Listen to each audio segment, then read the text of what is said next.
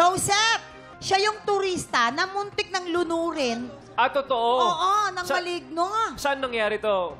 Kuya Bali, Joseph? year 2012 po, na-curious po ako sa mga balibalita sa Wawaw Montalban na may mga nangunguha. Nagbaybay ako doon. Sabi ko, parang mababaw lang yung ilog doon. Tubig, oh. So, lubog-lubog akong ganun. Hawakan ko. Okay. Sige, pack action. Lubog-lubog. Lubog-lubog ganun, no? Parang may humuhugot sa akin. Paa mo. Ano yung hinuhugot? Ano yung hinuhugot? Hinuhila. Oo, hinihila. Saan humuhugot? Lumalalim siya. Tapos nung nasa ilalim na ako, sobrang lubog na ako. Sabi ko, ano ba to? Hindi ako makahinga. Hindi ka na makahinga. Siyempre, nasa ilalim ka na. Tulungan niyo ako!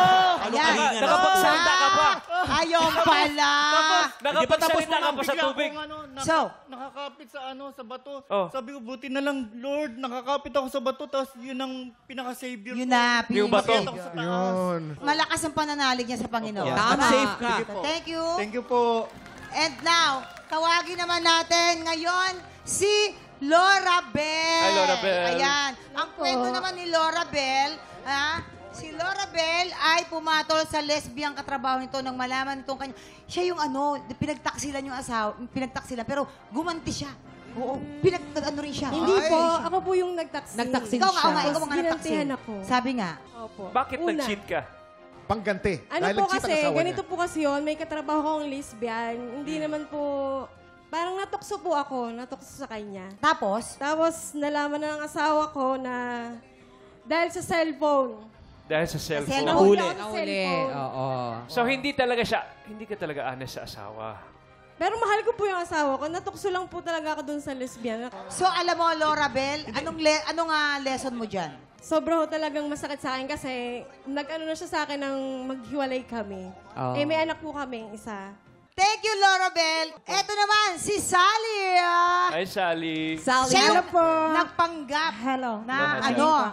na nagtatrabaho din doon para mahuli niya yung kabit ng kanyang asawa. Paano Ayos. mo?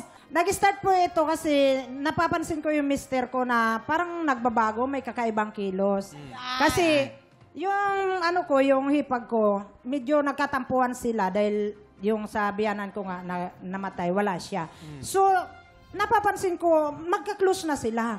Yung pala, may ginagawa ng kakaiba. Itong si Kulasisi, ipinakilala nung hipag ko. Kaya pala nagka-close sila. So, ngayon, ito naman si pinsan niyang isa, concern sa akin na, case yung sinabi niya sa akin, doon nagtatrabaho si ganito. Si Kulasisi. Oo, si Kulasisi. So, ngayon, sinubaybayan ko. May nakita akong wanted GRO. Nag-apply ako ngayon. Sorry. Nag-apply ako. Gusto ko yan. Ang tindi.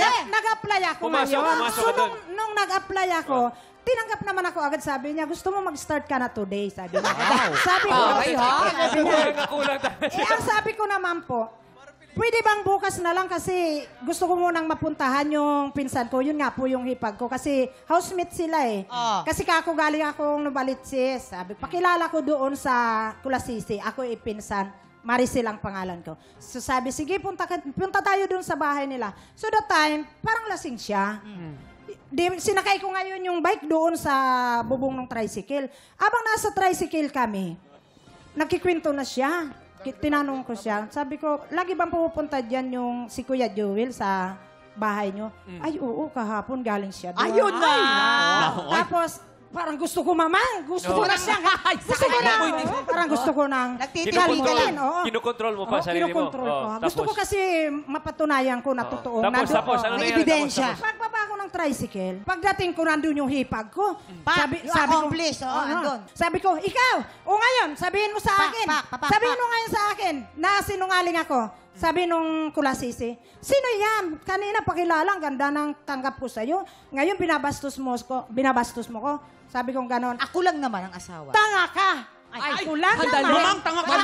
Mamang, ikaw pala ang kabit. Ikaw lang naman. Ako lang naman yung asawa ng kinakalantarin So mo. now, maiba tayo. Kumusta kayo na asawa mo? So ngayon po, humingi naman siya ng second chance. Kaya po, Second sa chance. ngayon, maganda Binigay mo, na po binigay. yung takbo ng aming buhay. Bawing-bawi na po siya. Thank you so much, Sally! Maraming salamat sa Thank you pagbahagi so ng mga much po. kwento. Pwede po, Joseph, shout out. Lorabel, and Sally. Thank you. Nakakatuwa mga kwento ninyo talaga. Mateo, maraming salamat. Maraming salamat, din. Ma'am. Thank you very much. Thank you. Thank you. Eh,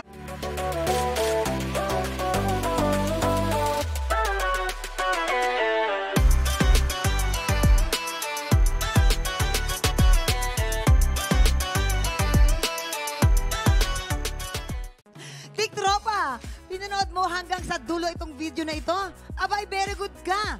For more Happy Time, watch more TikTok Lock videos on our official social media pages and subscribe to GMA Network official YouTube channel.